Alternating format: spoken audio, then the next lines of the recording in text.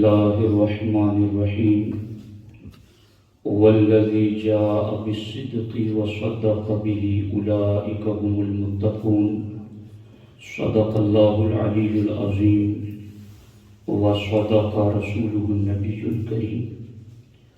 لائق صد احترام معزز و مکرم علماء کرام، حاضرین و حاضرات سنی اجتماع، آئیے ہم اور آپ مل کر انتہائی احترام و عقیدت کے ساتھ حضور سید المرسلین، خاتم الانبیاء، شفیع المذنبین، رحمت للعالمین، خاتم المعصومین، راحت العاشقین، صلی اللہ تعالی علیہ وآلہ وآصحابہ وبارک وسلم کی بارگاہ میں اپنی غلامی کا ثبوت دیں، اور جس طریقے سے میں پڑھاؤں میرے ساتھ مل کر با ادب و آواز بلند نذران محبت پیش کریں. الصلاۃ والسلام علیک یا رسول اللہ، الصلاۃ والسلام علیک یا حبیب اللہ، الصلاۃ والسلام علیک یا نبی اللہ وعلی آلک واصحابک یا نور اللہ صلی اللہ تعالی علیہ وسلم. اصدق الصادقین، سید المتقین، چشم و گوش وزارت پہ لاکھوں سلام. مرتبہ حضرت صدیق کا ہے یہ سید، وہ ہر فضیلت کے ہیں جامع نبوت کے سوا. دوستان محترم، آج کا یہ سنی اجتماع افضل البشر بعد الانبیاء سیدنا ابو بکر الصدیق رضی اللہ تعالی عنہ کی یاد میں منعقد ہے، اور میری آج کی گفتگو اہل دہگام کے لیے بہت اہم ہے. بہت سارے شکوک و شبہات اور بہت سارے کنفیوژن جو عوام کے ذہنوں میں رہتے ہیں، انشاءاللہ آج کی گفتگو ابھی یا بعد میں جو لوگ بھی سنیں گے، انشاءاللہ دین و ایمان کے حوالے سے ان کے اندر ضرور پختگی پیدا ہوگی. ایک ایک لفظ کو دھیان سے اور توجہ سے آپ لوگ سننے کی کوشش کریں.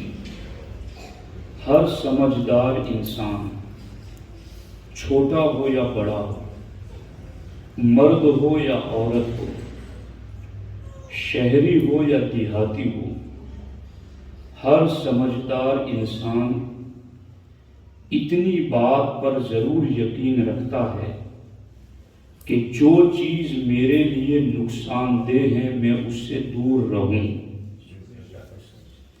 یہ چیز سمجھانے کے لیے کوئی بڑی اسکولوں میں جانا ضروری نہیں، اس بات کو سمجھنے کے لیے کوئی بہت بڑے کورس کرنا ضروری نہیں، بلکہ ہر پڑھا لکھا شخص بھی اور ہر بے پڑھا لکھا شخص بھی، مرد بھی عورت بھی، بچہ بھی بوڑھا بھی، ہر کوئی اتنی سوجھ بوجھ تو بالیقین رکھتا ہے کہ جو چیز نقصان دہ ہے اس سے دور رہنے ہی میں ہمارا بھلا ہے. انسان آگ کو چھونا اپنے لیے نقصان دہ سمجھتا ہے، اس لیے انسان آگ سے دور رہتا ہے. کانٹے پر قدم رکھنا انسان اپنے لیے نقصان دہ سمجھتا ہے کہ اس سے مجھے نقصان ہوگا، تو وہ انسان اس سے دور رہتا ہے.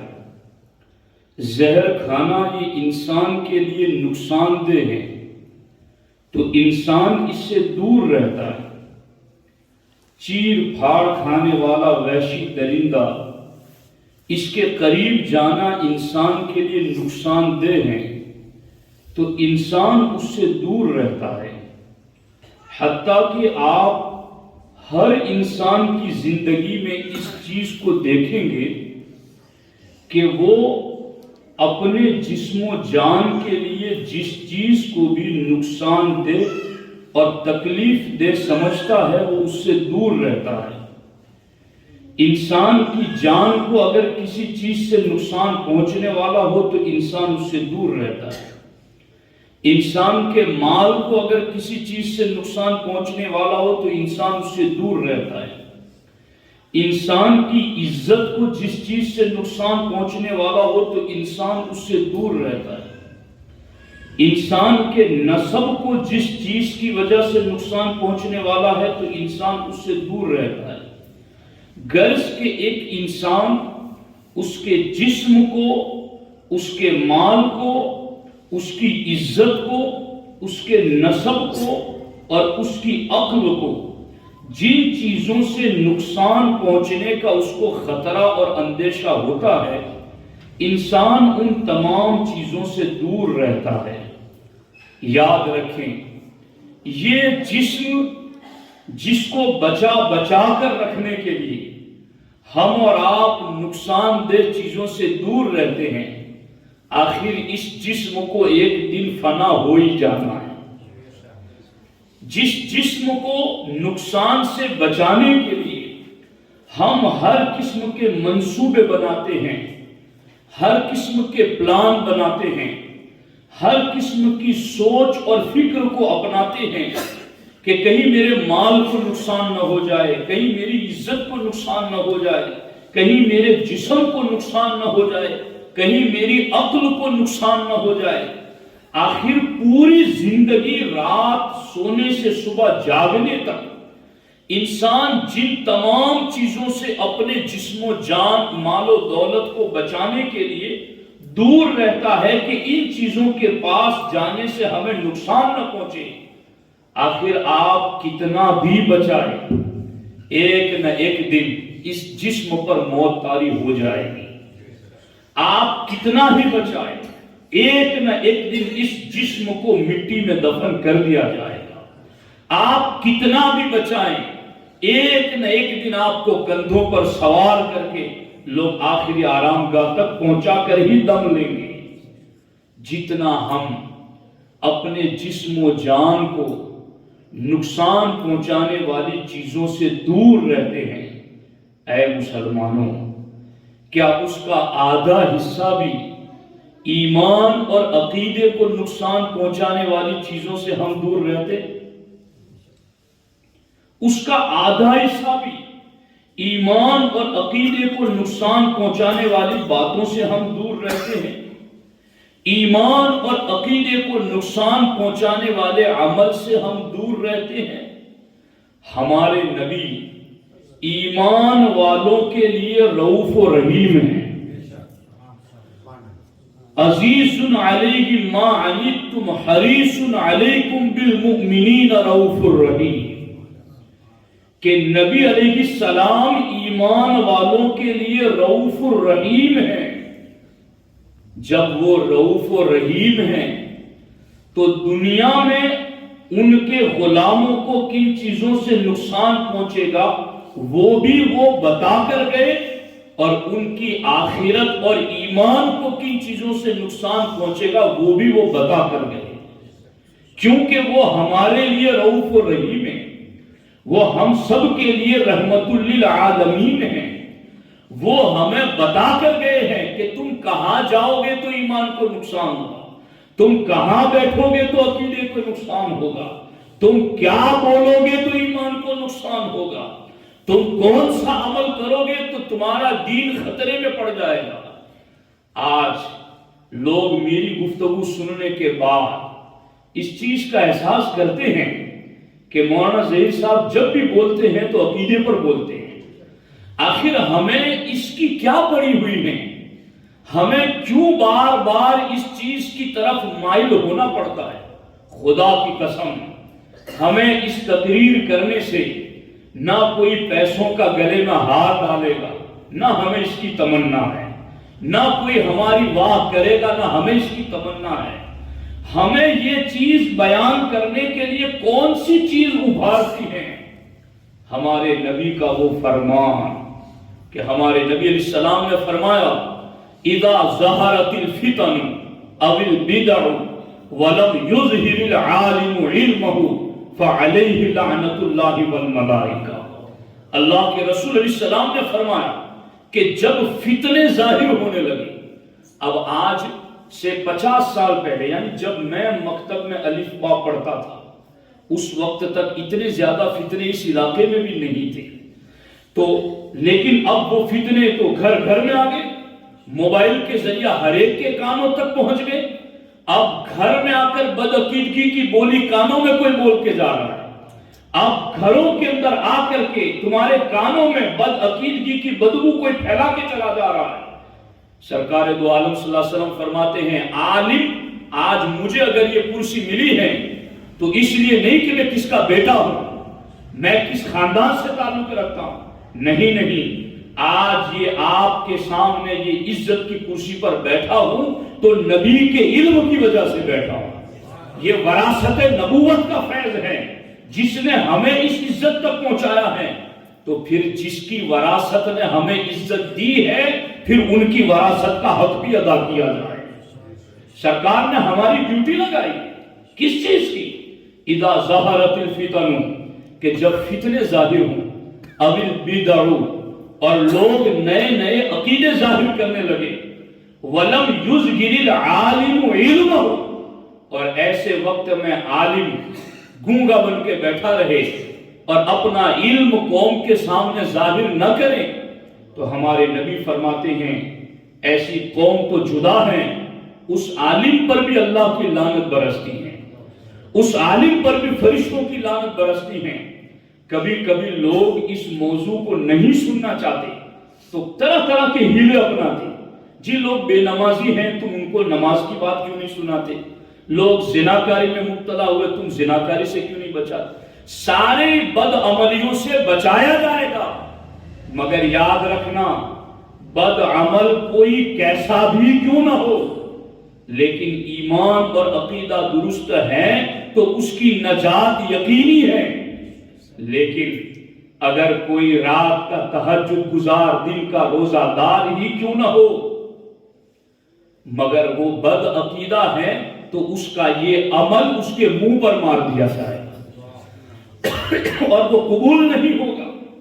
ہمارے آقا علیہ السلام نے تو یہاں تک فرمایا الجمہ بلجام من نار، کہ جب قوم فتنوں میں پڑ رہی ہو، قوم دھڑا دھڑ گناہوں کی گمراہیت میں بھٹک رہی ہو، کسی کو پتا نہ ہو کس کے پیچھے نماز پڑھنی ہے کس کے پیچھے نہیں پڑھنی، کون سا جنازہ پڑھنا ہے کون سا نہیں پڑھنا، کہاں رشتہ کرنا ہے کہاں نہیں کرنا ہے، کہاں دین کے نام پر چندہ دینا ہے کہاں نہیں دینا ہے، اگر قوم کو نہیں معلوم ہے، اور ایسے وقت میں اگر عالم بھی اپنی ڈیوٹی نہیں نبھاتا تو حدیث پاک میں سرکار نے فرمایا کہ اس عالم کو اللہ جہنم کی لگام منہ میں ڈال دے گا۔ یہ حدیثیں ہمیں ابھارتی ہیں کہ چاہے تمہاری مقبولیت میں اثر کیوں نہ پڑ جائے، چاہے تمہیں سلام کرنے والے تھوڑے اوچھے ہی کیوں نہ ہو جائے، چاہے تمہاری عزت کے قصیدے پڑھنے والے کم ہی کیوں نہ ہو جائے، آخر ہم نے عزت کے لیے تو دین پڑھا نہیں ہے، عزتیں بھی دین کے لیے ہیں ذلتیں بھی دین کے لیے ہیں۔ آخر صدیق اکبر کا جشن منانے والوں وہ گھڑی بھی تو یاد کرو، جب سرکار نے حرم میں خطبہ دیا تو سارے کفار ٹوٹ پڑے حضور کو مارنے کے لیے، صدیق اکبر آئے تو پورا صدیق اکبر اپنا وجود حضور کے اوپر پھیلا کر یوں کھڑے ہو گئے۔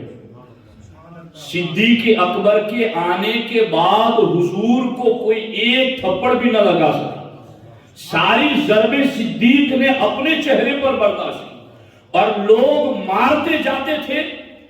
حالانکہ میں آپ کو بتاؤں، میں علماء کرام کی خصوصی توجہ چاہتا ہوں اور آپ کی، صدیق اکبر معمولی بندے نہیں تھے۔ عرب میں اسلام کے اظہار سے پہلے صدیق اکبر کی شان یہ تھی ذا مال جزیر فی قومہ، حدیث پاک میں شرح میں کہ صدیق اکبر اپنی قوم کے بڑے سرمایہ دار تھے، بڑے مالدار، امیر، رئیس، کبیر تھے۔ اور دوسری کیا بات تھی؟ کان الیہ امر الدیات والغریب، پورے مکے اور عرب میں جہاں کسی میں جھگڑا ہوتا، کوئی کسی کو قتل کر دیتا یا ہاتھ پاؤں ٹوٹتے یا زخم آتا، تو پورے عرب کے لوگ اسلام سے پہلے جس کے پاس فیصلہ کرانے آتے وہ ابو بکر صدیق کی ذات تھی۔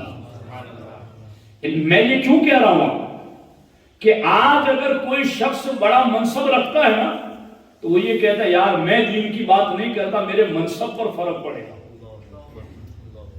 میں عقیدے کی بات نہیں کرتا، میرے منصب پر فرق پڑے گا۔ آج کوئی سرمایہ دار اور مالدار ہو تو وہ بچ بچا کر رہتا ہے کہ میں مالدار ہوں، میرے لیے سب برابر ہے، میں زبان سے کوئی ایسی بات نہ بولوں کہ میری مالداری میں فرق پڑ جائے۔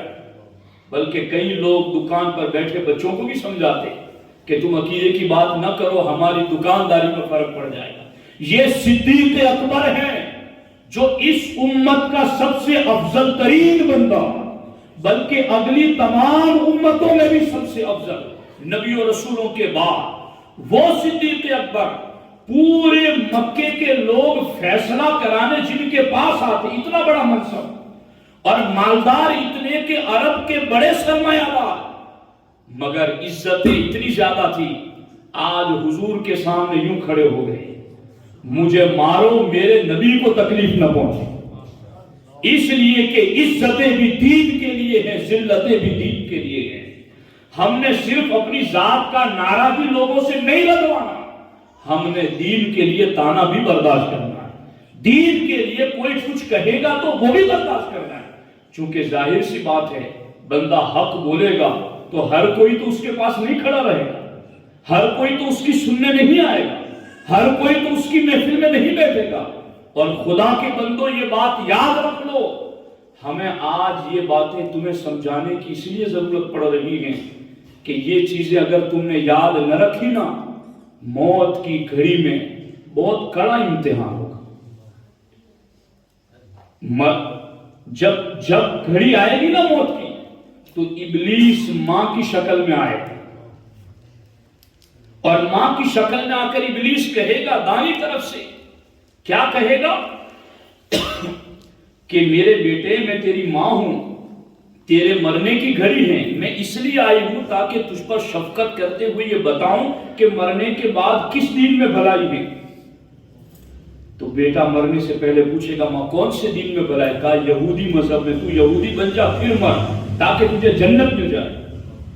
ابھی شیطان ماں کی شکل میں جائے گا، پھر شیطان باپ کی شکل میں آئے گا اور پھر کہے گا بیٹا عیسائی بن کے مرنا تاکہ تو جنت میں جائے۔ بتاؤ ایسے وقت ایمان کیسے بچے گا؟ اگر آج نقصان دہ چیزوں سے ملا کر کے ہی رہیں، قریب ہی رہیں، تو پھر اس وقت ایمان کی ڈوری ٹوٹ جائے گی، پھر اس وقت ایمان کا دھاگا ٹوٹ جائے۔ وہ بڑی سخت آزمائش کا مقام ہے، تیاری آج سے کرو۔ جن کے لیے تم 10 منزلہ بھی مکان بنا دو گے، جن کے لیے تم 100 بیگھہ زمین بھی خرید کر رکھ دو گے، جن کے لیے تم 10 گاڑیاں بنا کے رکھ دو گے، بالآخر وہ تمہیں قبر میں ہی لٹا کر آئیں گے۔ وہاں تو تم نے اپنا جواب خود ہی دینا ہے۔ اور میں تو آج بھی مرنا تو مرنا ہے مولانا صاحب، میں تو یہ سمجھتا ہوں کہ آج اگر کوئی بندہ ڈرائیونگ کر رہا ہو، اس کا حادثہ ہو جائے، ہاتھ پاؤں میں اگر کچھ لگ جائے، اس کے 50 چاہنے والے، گھر والے، بیوی بچے سب سامنے کھڑے ہیں، رو رہے ہیں، مگر کیا اس کا درد لے سکتے ہیں تھوڑا تھوڑا؟ جی، کہ چونی بھر سارا درد ہم کو بانٹ دو تاکہ تمہارا درد ختم ہو جائے۔ جس پر آئے گی تو خود ہی اس پر آئے گی۔ اور یہ کوئی ایسی بات نہیں ہے سنیو کہ بس ہوا نہیں ہوا، مرنے کے بعد کی زندگی ہمیشہ کی جنت یا ہمیشہ کی جہنم، یہ کتنا سیریس مسئلہ ہے اور لوگوں نے اس کو کچھ سمجھا ہی نہیں ہے۔ تو ہمیں یہ بات بتانے کی ضرورت اس لیے پڑتی ہے کہ آخر جس نبی نے ہمیں وارث بنا کر ذمہ دار بنایا ہے، ان کی وراثت پہنچانا ہمارا حق ہے کہ ہم تم تک حق بات پہنچاتے ہیں۔ اب دیکھو نقصان دہ چیز سے ہم بہت دور رہتے ہیں. آگ ہو بھاگتے ہیں، سیلاب آ جائے بھاگ جاتے ہیں، طوفان آ جائے دور ہٹ جاتے ہیں، کہیں نقصان نہ ہو جائے. تو پھر جو چیز ایمان اور عقیدے کو نقصان کرے اس سے کتنا دور رہنا چاہیے. لوگ یہ کہتے ہیں مولانا فلاں کے گھر کھا لینے سے بھی کہیں عقیدے پر اثر پڑ جاتا ہے. جی فلاں کا ذبیحہ کھا لینے سے بھی ایمان پر اثر پڑ جاتا ہے. خدا کی قسم اثر پڑ جاتا ہے. اور کتنا بڑا اثر پڑ جاتا ہے. امام جلال الدین سیوطی کی شرح الصدور اٹھا کر دیکھو. ایک بندہ ایسے شخص کے پاس بیٹھتا تھا جو ابو بکر و عمر کو گالیاں دیتا تھا. ان کے تھا سنی، تھا اپنے آپ کو بڑا پکا کہنے والا کہ مولانا میرا عقیدہ کوئی اتنا کمزور تھوڑی ہے کہ کسی کے بھی پاس بیٹھنے سے چلا جائے. وہ بیٹھتا تھا، ان سے یاریاں ڈالتا تھا. جب اس کی موت کا وقت آیا لوگ اس کو کلمہ پڑھا رہے مگر اس کی زبان سے کلمہ جاری نہیں ہو رہا ہے. باقی ساری باتیں کر رہا ہے، سب کے جواب دے رہا ہے، سن رہا ہے، مگر کلمہ ہی جاری نہیں ہو رہا ہے. لوگوں نے پوچھا کیا ہوا؟ کہا یہ دو میرے آس پاس کھڑے ہیں جو مجھے یہ کہہ رہے ہیں زندگی بھر تو ابو بکر و عمر کے دشمنوں کے پاس بیٹھتا رہا اور آج یہ چاہتا ہے کہ ایمان لے کر جائے، تجھے کلمہ نہیں پڑھنے دیں گے، تجھے کلمہ نہیں پڑھنے دیں گے. اور میں تو یہ سمجھتا ہوں اگر آپ بہت سادہ قسم کے لوگ ہیں کہ آپ کو یہ روایتیں بھی نہیں سمجھ میں آتی تو ہر 5 سال کا الیکشن ہمیں خوب سمجھا دیتا ہے. دیکھو چاروں طرف کیسے کیمرے لگے ہوتے ہیں، کون کس کی طرف بیٹھتا ہے، کون کہاں جاتا ہے. اس پر بھروسہ مت کرنا، دیکھنا وہ فلاں کے طرف جا کے بیٹھتا ہے. جی یہاں کیوں نہیں کہتے کہ بیٹھنے سے کیا ہو جاتا ہے؟ یہاں کیوں نہیں کہتے کہ فلاں کی محفل میں چلے جانے سے کیا ہو جاتا ہے؟ رات رات بھر جاگ جاگ کر لوگوں پر پہرا لگاتے ہیں لوگ کہ کہیں کوئی ان کے پاس آ کے بیٹھ نہ جائے، کہیں یہ کسی کے پاس جا کے بیٹھ نہ جائے.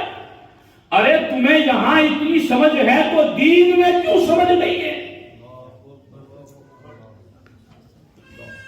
یہاں دنیا کے چند دنوں کی حکومت، اور وہ کون حکومت کرے گا؟ تم چمچا گیری میں اتنا وقت لگاتے ہو اور دین و ایمان کے لیے کسی کو فکر نہیں کہ کہاں بیٹھے تو ایمان چلا جائے گا، کہاں بیٹھے تو ایمان کمزور ہو جائے گا. خدا کے بندو آج یہ علماء کی زبانیں بھی بند ہو گئی نا تو پھر تمہیں حق کا یہ رستہ بتانے والا کون رہے گا؟ غنیمت جانو کہ آج تمہاری بستی میں علماء ہیں جو تمہیں ان باتوں کی رہنمائی کرتے ہیں. غوث العظم دستگیر فرماتے ہیں علماء کی باتوں کی توہین نہ کرو، علماء کی باتیں تمہارے باطنی بیماریوں کی دوا ہے. اب یہاں ایک سوال پیدا ہوتا ہے. سوال کیا پیدا ہوتا ہے؟ سوال یہ پیدا ہوتا ہے کہ مولانا حالات ٹھیک نہیں. کیا؟ اچھا میں یہاں چلا تھا پہلے اس چیز کو سمجھا کہ صدیق اکبر منصب بھی کتنا بڑا کہ پورے عرب کے لوگ ان کے پاس فیصلہ کرانا اور مالدار بھی کتنے بڑے. آج اگر کسی سنی کے پاس یہ دونوں باتیں ہو یا دونوں میں سے کوئی ایک بات ہو تو بہت کم ایسے ہوں گے جس کے پاس دونوں ہو یا ایک ہو اور وہ پکا عقیدے کا مضبوط ہو. یعنی بڑا مالدار ہوگا تو یہ سمجھتا ہے نہیں بھائی میں تو سب کے لیے ٹھیک ٹھاک رہتا ہوں. بڑے منصب والا ہوگا تو وہ کہے گا کہ نہیں بھائی میں عقیدے کی بات میرے یہاں مت کرو. صدیق ہمیں بتا کر گئے کہ میں اس امت میں سب سے افضل بنا ہی تب جب میں نے اپنا دنیا کا منصب اور مال دونوں نبی کے قدموں پر لٹا دیا. غلامی اور وفاداری سیکھو ابو بکر صدیق سے. اپنا نفع اور نقصان کیا ہے؟ خدا کی قسم یہ میرے ساتھی جانتے ہیں جموں سر میں جب ہم نے پٹھانی باغل مسجد دیوبندیوں کے ہاتھ میں سے آزاد کرائی، وہ تو آج سے 10 سال پہلے مجھے فون آتے تھے، دھمکیاں آتی تھی، عابد آصف صاحب جانتے تھے تمہیں کہاں ٹکر مار کے کہاں پھینک دے گے تمہیں پتہ بھی نہیں چلے گا۔ اور باضابطہ میرے والد صاحب پر ہمارے خاندان کے کئی بھابھیوں نے فون کر کے ہمارے والد صاحب کو یہ مشورہ دیا، جمبو سر میں تیرے بیٹے کا بہت نام ہو گیا، اب اس سے کہو کہ یہ رد وغیرہ کی باتیں نہ کرے، وہ دوڑا تعویذ بناتا رہے اور کماتا رہے۔ لیکن خدا کی قسم میں چاہتا تو یوں کر لیتا تھا، مجھے کون ٹوکنے آنے والا تھا، ہمیں کون روکنے والا تھا؟ مگر نہ ہم نے کسی کی دھمکیوں پر کوئی بزدلی والا انداز دکھایا، نہ دنیا کے لالچ کی طرف مائل ہو کر کے دین چھوڑا۔ موت بھی خدا کے ہاتھ میں ہے، رزق بھی خدا کے ہاتھ میں ہے۔ آخر کوئی نہیں مارے گا تو بھی ایک دن مر جانا۔ اور ماں کے پیٹ میں 4 مہینے کے تھے، اسی وقت رزق لکھ دیا گیا ہے، اور وہ پورا نہیں ہوگا اس وقت تک کوئی ہمیں مار بھی نہیں سکتا۔ جب ایمان ہم رات دن پڑھتے ہیں حدیث سے، تو ہم ایمان نہ رکھیں ان چیزوں پر؟ تو غور کرو ان چیزوں کی طرف کہ مال ہو اللہ آپ کو خوب مال دے، منصب ہو اللہ آپ کو بڑے سے بڑا منصب دے، مگر صدیقی منصب ہو جو دین کی تبلیغ کی راہ میں رکاوٹ نہ بنے، مال ہو سنی عقیدے کو پھیلانے کے لیے رکاوٹ نہ بنے، تو پھر وہ منصب ہے، پھر وہ مال ہے۔ اب آپ آگے دیکھو کہ حالات ٹھیک نہیں ہے مولانا، آپ دیکھتے نہیں پوری دنیا میں حالات کیا ہے؟ کیا حالات ہے؟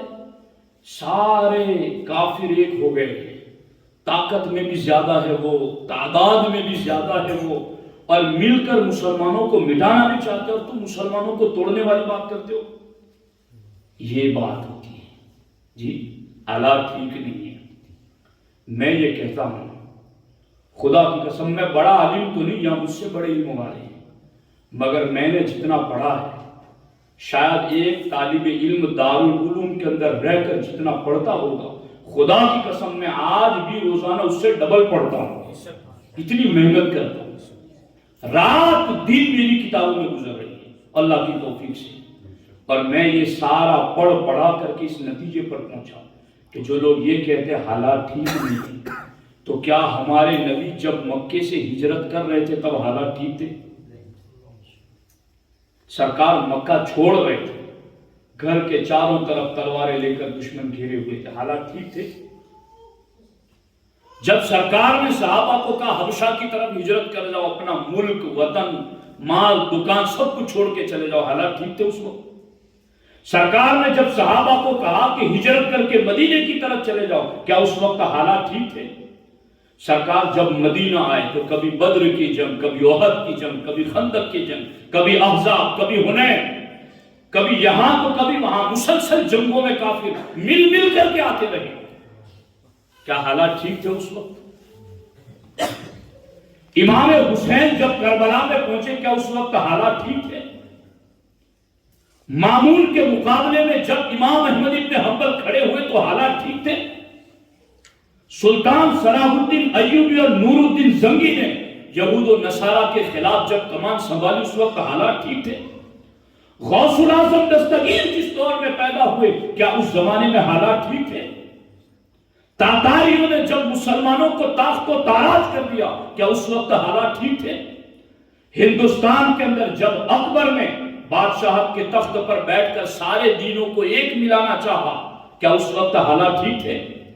جب دیوبندیت، وہابیت، نیچریت، قادیانیت، رافضیت، ناصریت، صدائیت، سارے فتنے پنپ رہے تھے ہندوستان میں، کیا اس وقت حالات ٹھیک تھے؟ حالات کسی زمانے میں ٹھیک نہیں رہے گے، اور حالات ٹھیک کرنے کا نہ کرنے کا مجھے آپ کو پابند نہیں کیا گیا، مگر ایمان ٹھیک رکھنے کا ہمیں پابند کیا گیا ہے۔ آج جو لوگ حالات کا ڈراوا دے کر عقیدے پر بات نہ کرنے کے مشورے دے رہے ہیں، تھوڑی دیر کے لیے سوچو اگر یہ لوگ کربلا میں ہوتے تو، یہ لوگ مامون کے خلاف امام احمد ابن حنبل کے زمانے میں ہوتے تو، یہ لوگ سیہونیوں کی یلغار کے مقابلے میں نور الدین زنگی اور صلاح الدین ایوبی کے ساتھ ہوتے تو یہ لوگ اکبر کے دین الہی کے مقابلے میں ہوتے تو یاد رکھنا حالات کسی زمانے میں ٹھیک نہیں ہے. سمجھ آ رہی ہے کہ نہیں آ رہی؟ اس لیے حالات ٹھیک ہو یا نہ ہو ہمیں ہمارے بزرگوں نے بتایا ہے کہ جب سرکار مکے میں تھے حالات اتنے بگڑے ہوئے تھے کہ جو کھلے عام اپنا مسلمان ہونا کہتا کہ میں مسلمان ہوں اسے بھی مارا جاتا. پھر بھی ہمارے نبی دور دور تک جا کر کے لوگوں کو دین کا پیغام پہنچاتے تھے. اور پھر حالات کا ایک جواب تو میں نے دے دیا. اب آ گئی بات کمپرومائز کی. جی کمپرومائز کر لینا چاہیے. ہم تیار ہیں. جو بدعقیدگی ہوئی ہے ان سے توبہ کر لو, کمپرومائز ہو جائے گا. جو نبی کی شان میں, خدا کی شان میں, ولیوں کی شان میں جو کچھ بھی غلط باتیں لکھی گئی ہیں ان سے توبہ کر لے, کمپرومائز ہو جائے گا. لیکن نجاست نجاست رہے, پاکیزگی پاکیزگی رہے, اور پھر یہ کہیں کہ کمپرومائز ہو جائے تو یہ کوئی عقل مند اس کے لیے تیار نہیں ہوگا. کمپرومائز کی بات حضور کی بارگاہ میں بھی آئی. علماء خاص طور پر سنے, چونکہ آگے جواب ان کو بھی دینا ہے. سرکار کی بارگاہ میں مکے کے کافر آئے ابو طالب کے پاس, اور ابو طالب کو آ کر کے کہا کہ ابو طالب تمہارے بھتیجے نے ہمارا باپ دادا کا دین ملیا میٹ کر کے رکھ دیا ہے. لوگ بتوں کی پرستی چھوڑ چھوڑ کر کے ایک اللہ کی عبادت کر رہے ہیں, ہم تنگ آ گئے ہیں اس سے. اے ابو طالب ایک بات ہے جس پر ہم صلح کر لیں. جی کہا وہ کیا ہے؟ کہا وہ بات اتنی ہے کہ تم اپنے بھتیجے سے اتنا کہہ دو کہ وہ اپنا دین بھی پھیلائے, سب کچھ کرے, مگر وہ صرف ہمارے بتوں کو برا بھلا مت کہے. ہے دھیان آپ کا؟ توجہ ہے آپ کی باتوں پر کہ اے ابو طالب ہم تمہارے بھتیجے کو کچھ نہیں کہیں گے, بس صرف یہ اتنا کر لے کہ ہمارے بتوں کو برا بھلا نہ کہیں. تو ابو طالب نے حضور علیہ السلام کی خدمت میں کہا کہ بھتیجے یہ قریش کے سردار آئے ہیں, کیا بات لائے ہیں؟ یہ کہہ رہے ہیں کہ ہم تمہیں کوئی تکلیف نہیں پہنچائیں گے, بس تم اتنا کرو کہ ہمارے بتوں کو برا بھلا مت کرو. نہیں دھیان, آپ کا دھیان ہی نہیں میری بات ہے دھیان. برا بھلا مت کہے, بس اس پر ہم کمپرومائز کر لیں. ہمارے نبی علیہ السلام کی بارگاہ میں انہوں نے یہ بھی کہلوایا کہ اگر وہ اتنی بھی ہماری بات مان لیں گے نا کہ بس ہمارے بتوں کو برا بھلا نہ کہ باقی اپنا دین بھی پھیلائے, جو کرنا ہے وہ کرے, مگر ہمارے بتوں کو برا بھلا نہ کہیں, اگر وہ اس کے بدلے میں پورے عرب کی سرداری مانگے گے تو ہم سردار بھی بنا دیں گے. اگر اس کے بدلے میں پورے عرب کا سرمایہ مانگے تو ہم پورے عرب کا سرمایہ دولت ان کے قدموں میں بھی رکھ دیں گے. اگر وہ پورے عرب کا حسن مانگے تو خوبصورت سے خوبصورت لڑکیاں بھی ان کی خدمت میں پیش کر دی جائے. وہ جو چاہتے ہیں ہم پیش کر دیں, بس صرف ایک چیز کہ وہ ہمارے بتوں کو برا بھلا نہ کریں. آج کمپرومائز کی بات کرنے والا بولا سنی تجھے کون سمجھائے؟ کاش تو اپنے نبی کی سیرت پڑھتا. اللہ کے رسول علیہ السلام نے فرمایا یہ عرب کی سرداری کی بات کرتے ہیں, یہ عرب کے حسن کی بات کرتے ہیں, یہ عرب کا سرمایہ دینے کی بات کرتے ہیں. اگر یہ لوگ میرے ایک ہاتھ میں سورج لا کے رکھ دیں اور دوسرے ہاتھ میں چاند لا کر رکھ دیں, پھر بھی میں حق کی دعوت دینے سے باز نہیں آ سکتا. پھر بھی میں حق کا پیغام تو پہنچاتا ہی رہوں گا, چاہے وہ چاند و سورج کیوں نہ اتار کر میرے ہاتھوں میں لا کر رکھے. کمپرومائز کرنا ہو تو وہ حالات کتنے سخت تھے, ایسے حالات تو آج نہیں ہے نا. تو سوچو اور سمجھو اور ذرا جائزہ لو. اچھا اب جو اہم بات ہے وہ میں آپ کو سمجھانا چاہتا ہوں. آخر یہ حالات کا ڈراوا دے کر تو میں نے اس کا بھی جواب دے دیا کہ حالات کسی زمانے میں ٹھیک نہیں تھے، اور کمپرومائز کی بات تو ہمارے نبی نے بھی ہمیں بتا دیا کہ حق کے معاملے میں کمپرومائز نہیں کیا جائے گا۔ اور تیسری بات، ہمارے علماء کرام بیانات کرتے ہیں اور بتاتے ہیں کہ اگر کسی نے نماز چھوڑ دی تو یہ عذاب ہوگا، اگر کسی نے زنا کیا تو یہ عذاب ہوگا، اگر کسی نے بدنگاہی کی تو یہ عذاب ہوگا۔ یعنی پوری باتیں بیان کی جاتی ہے ایک ٹاپک پر کہ اگر یہ بد عملی کی تو یہ نحوست اترے گی، یہ بد عملی کی تو یہ نحوست اترے گی۔ علماء بھی بتائیں، آپ بھی بتائیں، بد عملی چھوٹا جرم ہے اور بد عقیدگی اس سے 1000 گنا بڑا جرم ہے۔ اگر بد عملی پر نحوست اتر رہی ہے تو بد عقیدگی پر نہیں اترتی ہے۔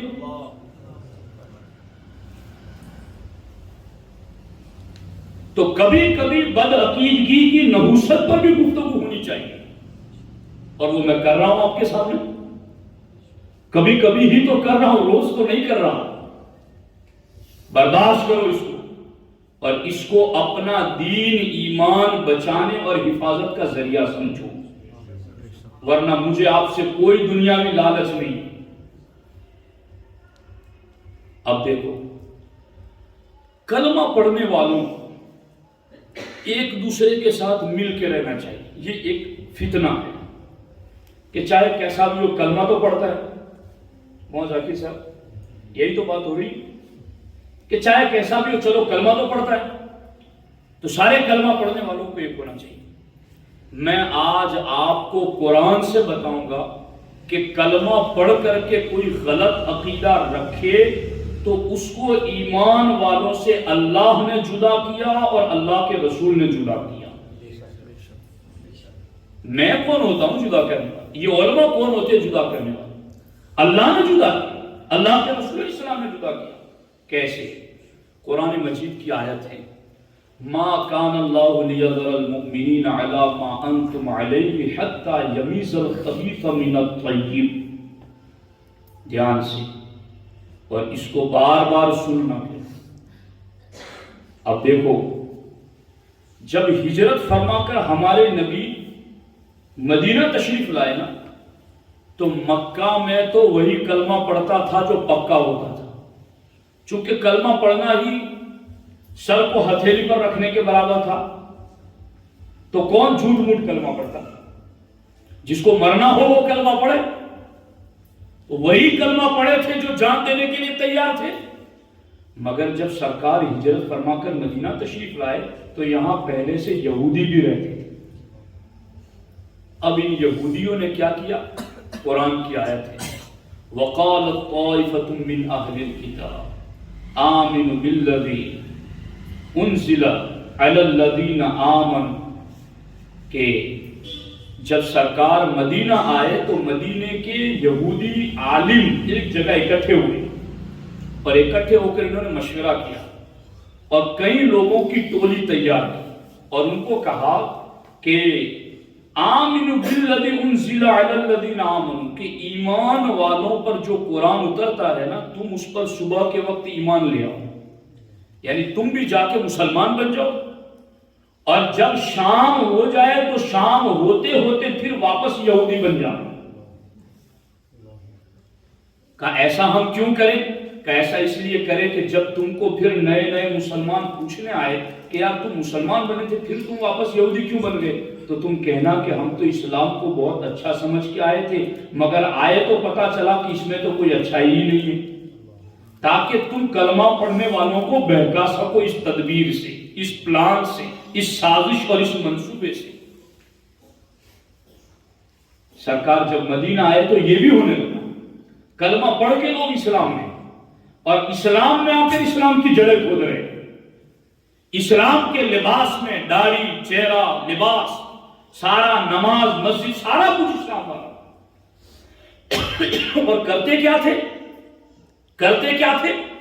مسلمانوں کے اندر بیٹھ کر ان کو ڈراتے تھے، ارے دیکھو یہ کیسر و کسرا کی سپر پاور طاقتیں ہیں، تم خامخواہ ان سے جنگ مت کرنا ورنہ وہ تمہیں مار کے رکھ دے گی۔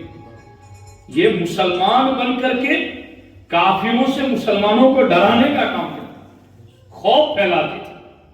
اور دوسرا کام کیا کرتے تھے؟ آپس میں اندر کے لوگوں کو لڑاتے تھے، آپس میں اندر کے لوگوں کو لڑاتے، خوف پیدا کرتے۔ اور ان کا کام کیا تھا؟ توجہ سے سننا، اگر سرکار دو عالم صلی اللہ علیہ وسلم صحابہ کو بلا کر کہتے اللہ کی راہ میں مدد کی ضرورت ہے، مدد کرو، تو کوئی صحابی تھوڑا مال دیتا نا، غریب ہوتا، تھوڑا دیتا تو اس کو تانا دیتا تیری 4-5 کھجوروں کی کیا ضرورت تھی، ایسے تانا دیتے۔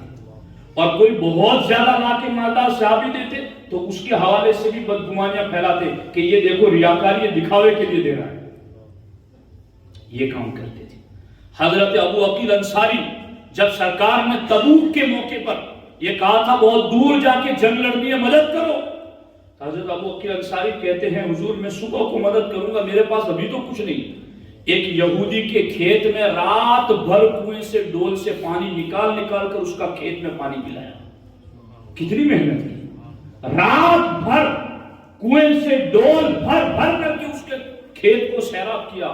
صبح کو اس نے 2 سا کھجوریں دی تو گھر گئے، 1 سا بیوی بچوں کو دیا اور 1 سا لا کر کے نبی کے قدموں میں رکھ دیا۔ جب یہ خدمت کی تو یہی منافقین کلمہ پڑھنے والے آ کر کے انہوں نے تانا دیا، ان اللہ لغنی من تمر ھذا، تیری اتنی کھجوروں کی اللہ کو کیا ضرورت ہے؟ جی کوئی اونٹ لے کے آ رہا ہے، کوئی گھوڑا لے کے آ رہا ہے، کوئی کیا لے کر آ رہا ہے، تو اتنی کھجوریں لے کے آیا؟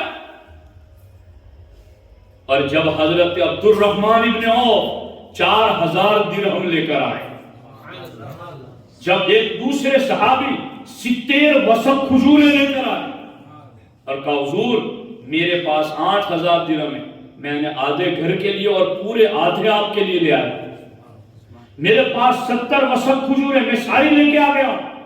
اب ان منافقوں نے ان کے حوالے سے کہا یہ تو ریاکاری کر رہے ہیں، یہ تو دکھاوا کر رہے ہیں، حق کی راہ میں رکاوٹیں ڈالنے والے یہ پینترے ہر دور میں لگے ہیں، مگر یاد رکھنا کوئی کچھ بھی کہے، کوئی کچھ بھی کرے، ہمیں اللہ رسول کی رضا کے لیے حق پر ڈٹ کر رہنا ہے، جم کے رہنا ہے، بس اس لیے کہ ہمیں جان اللہ کو دے بس۔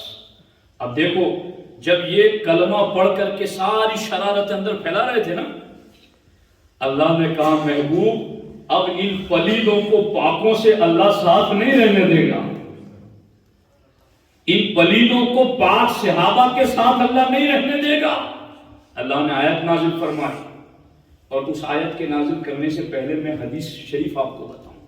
ہمارے نبی علیہ السلام نے صحابہ کی محفل میں کہا، اللہ کے رسول علیہ السلام ارشاد فرماتے ہیں، اے میرے صحابہ میرا معاملہ یہ ہے، عرضت علی امتی فی صورها فی التین، سرکار نے فرمایا میرے صحابہ میری امت ابھی مٹی ہی میں تھی کہ اللہ نے میری امت کی شکلیں بھی مجھے دکھا دی،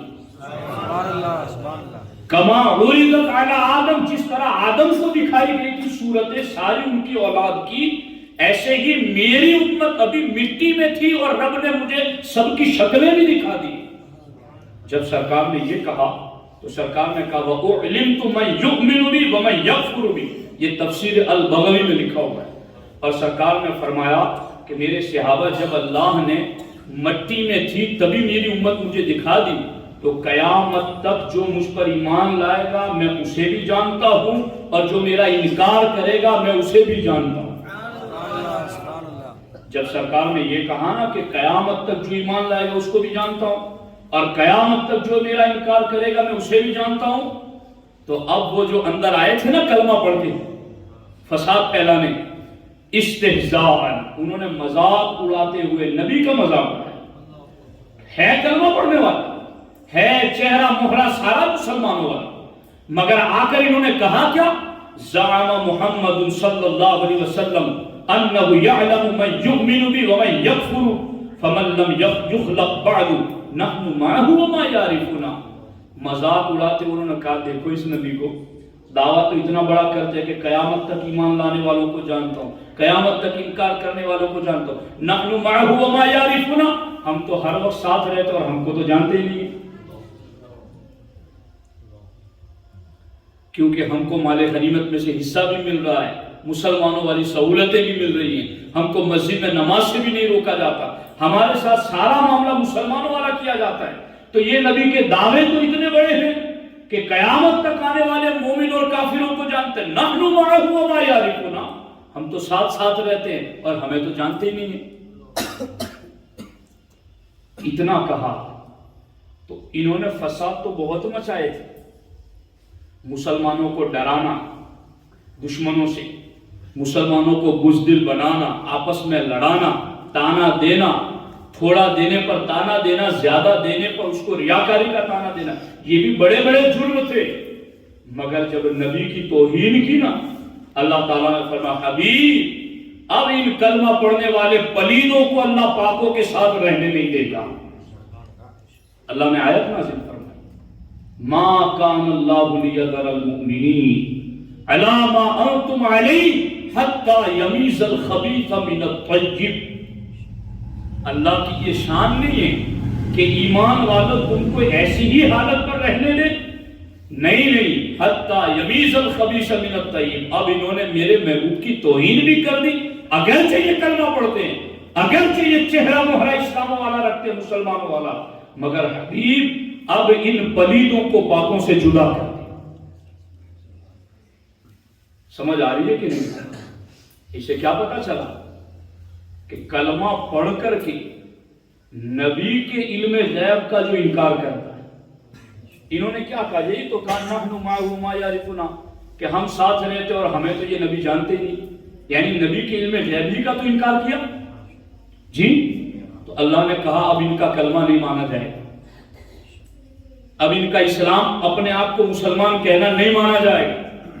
سرکار ناراض ہوئے اور سرکار نے کہا ممبر لگاؤ، ممبر پر سرکار کھڑے ہوئے اور سرکار نے فرمایا ما بال اقوام طعنوا فی علمی، لوگوں کو کیا ہو گیا ہے میرے علم میں طعنا کرتے، واللہ لا تسألون عن شیء فیما بینکم وبین الساعۃ الا انبأتکم بہ۔ سرکار نے فرمایا پوچھو، آج سے لے کر قیامت تک کا جو پوچھنا ہے میں ابھی بتا دیتا ہوں۔ سرکار نے کہا اب میں لمبی تقریر تو کیا کروں، ایسے ہی لمبی ہو چکی ہیں، لیکن بتاؤں گا، چونکہ آپ کا ایمان عقیدہ بچانا ہمارا فرض ہے۔ ہم آپ کو نماز پڑھنے کا بھی کہیں گے، روزہ رکھنے کا بھی کہیں گے، وظیفہ ورد سب پڑھنے کا کہیں گے، مگر اس سے پہلے ہم آپ کو یہ کہیں گے کہ عقیدہ بچانا، ایمان محفوظ رکھنا۔ جان کو نقصان پہنچنے والی بات ہوتی ہے تو دور رہتے ہو، جہاں ایمان کو نقصان پہنچنے والا ہے وہاں سے بھی دور رہو، بھاگو اس سے، اپنا ایمان بچاؤ۔ اللہ ہمارے آقا علیہ السلام فرماتے ہیں کہ منافق جو ہوگا نا، منافق وہ ہمیشہ ایمان کے بارے میں بے خوف رہتا ہے، کوئی پرواہ نہیں اس کو، کچھ نہیں یار، کچھ نہیں ہوتا مولانا جی۔ سرکار فرماتے جو منافق ہوگا وہ ایمان کے بارے میں بے پرواہ ہوگا، اور جو مومن ہوگا وہ ڈر کر کے رہے گا کہ کہیں میرا ایمان نہ چلا جائے، کہیں میرا ایمان نہ چلا جائے، کیونکہ ایمان کوئی 2-4 کلو وزنی چیز نہیں ہے کہ جسم سے نکل جائے اور وزن کم ہو جائے تو تمہیں پتا چلے کہ ہاں وزن کم ہوا، کچھ نکل گیا۔ ایمان کیفیت کا نام ہے، جس طرح خوشی غم کو تولا نہیں جاتا، اسی طرح ایمان کو بھی تولا نہیں جاتا ہے تو بھی پتا نہیں چلتا، جاتا ہے تو بھی پتا نہیں چلتا۔ مومن وہ ہے جو ایمان کے بارے میں فکر مند رہتا ہے۔ اب میں آپ کو ایک بات بتاتا ہوں، یہاں جو لوگ کلمہ پڑھ رہے تھے انہوں نے اتنی بات کی کہ نحن معہ وما یعرفون، ہم اس نبی کے ساتھ رہتے ہیں مگر یہ ہم کو، بولو نا کچھ، ہم کو نہیں چاہتے، یہ توہین انہوں نے کی۔ اب میں آپ کو دوسری توہین بتا رہا ہوں جو آج کے کلمہ پڑھنے والے لکھے، کیا نبی کو دیوار کے پیچھے کا بھی علم نہیں، یہ ہے کتاب میں، برائے قاطعہ میں دیوبندیوں کے مولانا نے لکھا ہے۔ اور اسی برائی نے کہتے ہمیں یہ بھی لکھا ہے کہ شیطان کا علم نبی سے زیادہ ہوتا ہے. نہ میں آن کیمرہ کہہ رہا ہوں جی، میں غلط کہہ رہا ہوں، میری زبان پکڑو، روکو مجھے، غلط حوالہ دے رہا ہوں مجھے منع کرو، اور صحیح حوالہ دے رہا ہوں اور بالیقین صحیح حوالہ دے رہا ہوں. تو جہاں کلمہ پڑھ کر کے صرف اتنا کہیں کہ ہم ساتھ رہتے اور ہماری اس نبی کو خبر نہیں، تو اس پر اللہ کہتا ہے محبوب ان کو پاکوں سے جدا کر دو ان پلیدوں.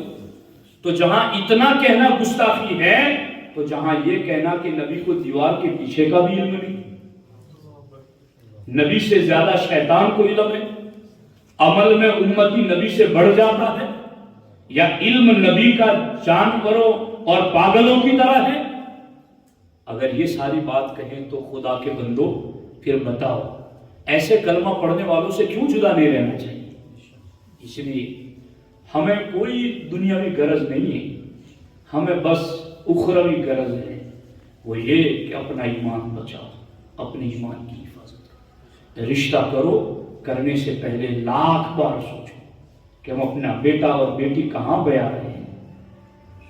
جب کھانے کے لیے بیٹھو تو لقمہ چیک کر لیا کرو کہ یہ جانور کسی بدعقیدے کا ذبح کیا ہوا دیوبندی وہابی کا تو نہیں ہے.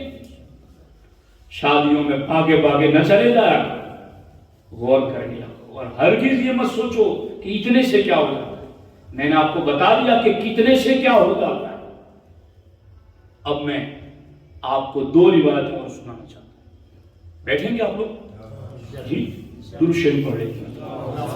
اللہم صلی وسلم وبارک علی سیدنا و مولانا محمد و آلہ وصحبہ. ایک بات تو امام حسن مجتبیٰ کی، کہو نا سبحان اللہ. آج آپ نے اتنا دھیان سے سنا ہے نا کہ خدا کی قسم میرا دل خوش ہو گیا. میں گنہگار ہی صحیح مگر حضور کی امت کا ایک ادنا سا خادم تو ہوں. میں خوش ہو گیا کہ آپ نے بہت دھیان سے سنا، اور میں امید کرتا ہوں کہ آپ اس پر عمل بھی کریں گے. اب دیکھو یہاں امام حسن مجتبیٰ رضی اللہ تعالیٰ، اور دوسری بات سیدنا عبداللہ ابن عمر کی. امام حسن مجتبیٰ کی جو بات ہے نا، اس کو داتا گنج بخش علی حجویری نے کشف المحجوب میں لکھا. یہ داتا صاحب کون ہیں؟ ہندوستان کی طرف ایمان پھیلانے والے پہلے صوفی. غریب نواز نے بھی ان کے مزار پر چلا کیا فیض لینے کے. گنج بخش فیض عالم مظہر نور خدا، ناقص سارا پیر کامل کامل آرا رہنما. غریب نواز کہتے یہ قبر میں لیٹا ہوا بندہ تو خزانے بانٹ رہا ہے، یہ تو گنج بخش فیض عالم مظہر نور خدا، یہ تو ناقصوں کا بھی پیر ہے اور پیروں کا بھی رہنما ہے.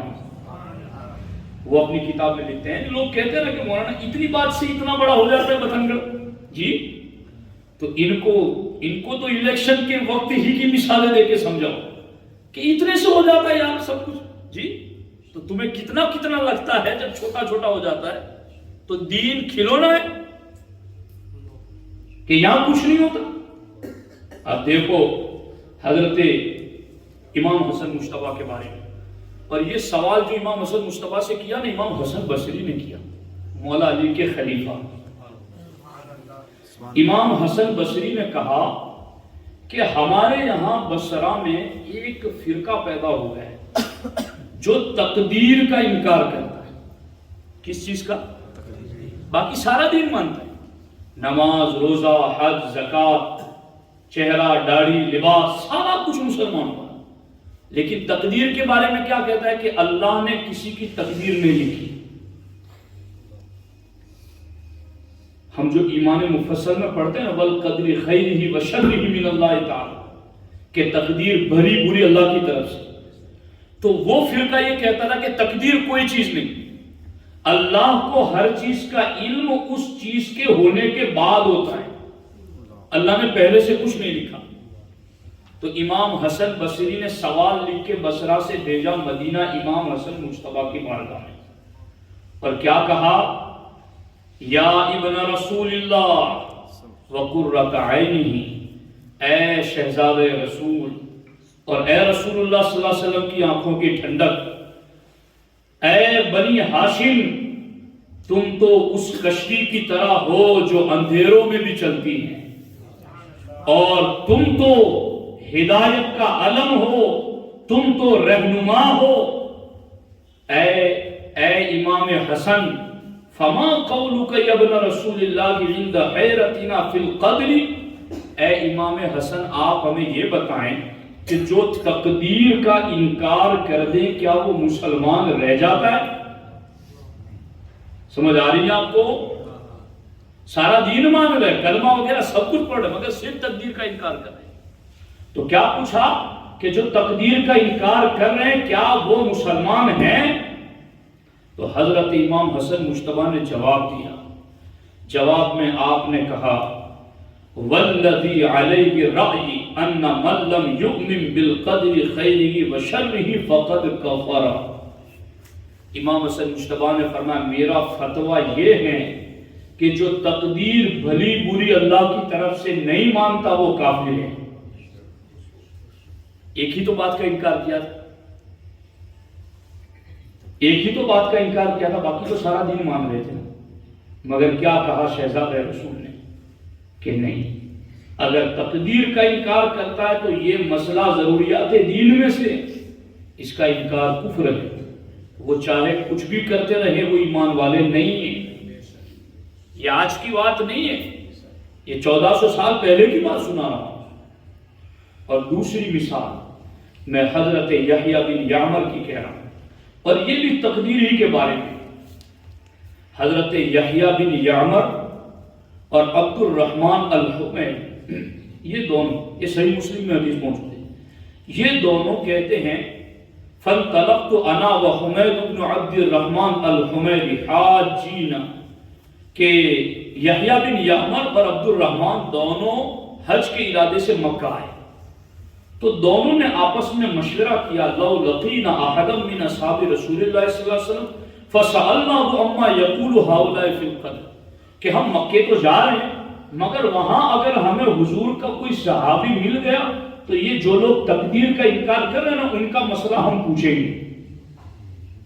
جب وہ گئے تو کہتے فوفق لنا عبداللہ بن عمر بن الخطاب، تو ہمیں مسجد حرام میں حضرت عمر کے بیٹے عبداللہ مل گئے۔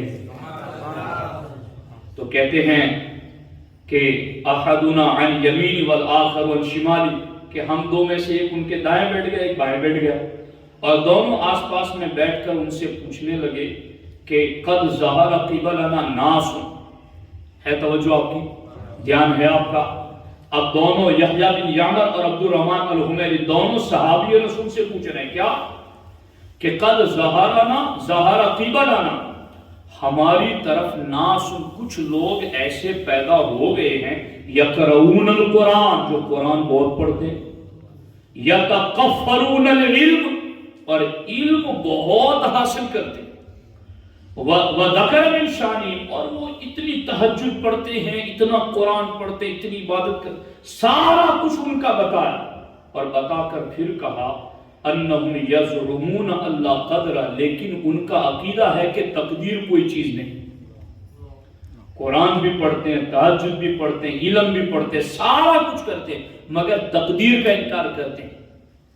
اے صحابی رسول، تم نے ڈائریکٹ نبی سے سیکھا ہے علم، اب تم ہمیں بتاؤ کہ ہمیں ان کے بارے میں کیا کرنا چاہیے؟ تو حضرت عبداللہ ابن عمر کہتے ہیں فَإِذَا لَقِيتَ أُولَٰئِكَ فَأَخْبِرْهُمْ انی بریء منہم وانہم براء منی، اے یحییٰ بن یعمر اور عبد الرحمن الحمیری جاؤ، جب ان سے ملو تو تم کہہ دینا کہ نبی کے صحابی نے یہ پیغام بھیجا ہے کہ تم ہمارے کچھ نہیں لگتے، ہم تمہارے کچھ نہیں لگتے، تم ہم سے اپنا رشتہ ایمان والا مت جوڑنا، ہم تمہارے نہیں ہیں، تم ہمارے ہیں۔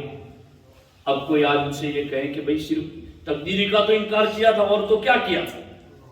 جی آج جیسی لوگ باتیں بنا رہے تو خدا کے بندو سمجھنے کی کوشش کرو، یہ کوئی روٹی پوٹی کا چکر نہیں ہے۔ حالات دن بدن اتنے سخت ہو رہے ہیں، اور ایسی ایسی باتیں آئیں گی نا کہ آپ کا دین ایمان پر رہنا اتنا مشکل ہو جائے گا، جیسا سرکار نے فرمایا کہ ہاتھ میں انگارہ لینے والا کیسا بے چین رہے گا، بس ایمان پر کھڑا رہنے والا اتنا ہی بے چین رہے گا، اس کے لیے اتنی مصیبتیں کھڑی کر دی جائیں گی، اس کو اتنا ستایا جائے گا، اس کے لیے اتنی تکلیفیں ہوگی، مگر پھر بھی ہمیں جنت تو جانا ہے، ہمیں اللہ رسول کے حکم پر تو رہنا ہے، ہم کیسی بھی آزمائش میں رہیں گے مگر دین پر رہیں گے۔ صحابی رسول حضرت عبداللہ ابن عمر نے بھی کہا اور امام حسن مجتبیٰ نے بھی کہا کہ جو ایک ضرورت دینی کا انکار کرے وہ بھی مومن نہیں ہے، اور ہمارے نبی نے اور قرآن میں اللہ نے آیت اتاری کہ جو اتنا کہے کہ ہم ان کے ساتھ رہتے وہ ہمیں نہیں جانتے، اللہ نے فرمایا میرے محبوب ان کو الگ کر دو، اور سرکار نے الگ کیسے کیا پتہ ہے؟ جمعہ کے دن مسجد میں آنے دیا پہلے۔ عبداللہ ابن مسعود انصاری کہتے ہیں 36 منافقین کا نام لے لے کر سرکار نے مسجد سے نکال دیا۔ تم کلمہ پڑھ کے نبی کے بارے میں غلط عقیدہ رکھتے ہو، تم ان پاکوں کے ساتھ نہیں رہ سکتے، نکل جاؤ، ان سے جدا ہو جاؤ۔ اس لیے ساتھیوں ہمارا ایمان سلامت ہے، میرے لیے بھی آپ دعا کریں، میں بھی آپ کے لیے دعا کریں، اور اللہ مجھے یہ جو کہہ رہا ہوں نا، اللہ مجھے اس پر قائم رکھے، میں ڈٹ کر رہوں حالات کیسے بھی آئے، مگر میں پیچھے قدم نہ ہٹاؤں، کیونکہ میں سنی ہوں، اور ہمارے لیے سنی عقیدہ بیان کرنا سب سے پہلے زیادہ ضروری ہے۔ اس لیے میں تو آپ سے بھی کہتا ہوں، میں ہر بار کہتا رہتا ہوں، اپنا سنی ہونا بیان کرو۔